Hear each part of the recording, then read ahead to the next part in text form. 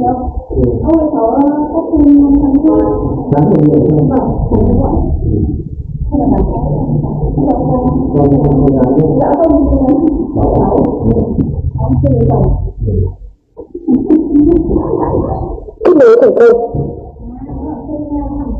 Vâng, cháu đi họ xa.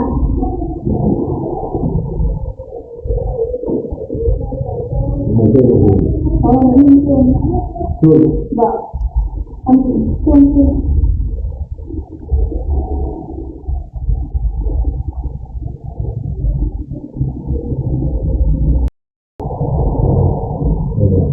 Nếu như không làm xong thì Vâng.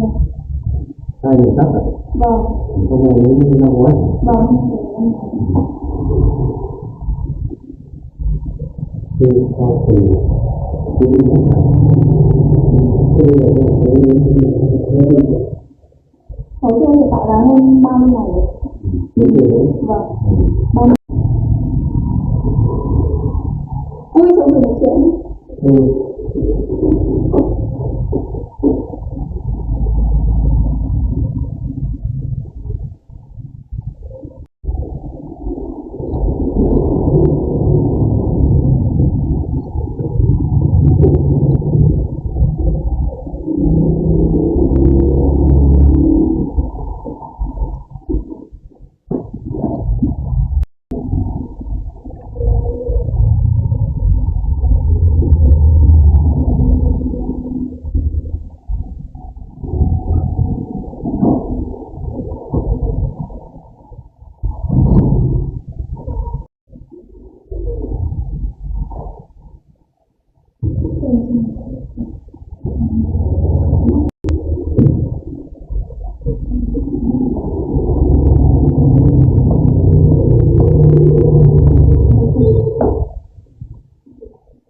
Hôm nay nghỉ vẫn dài nhỉ?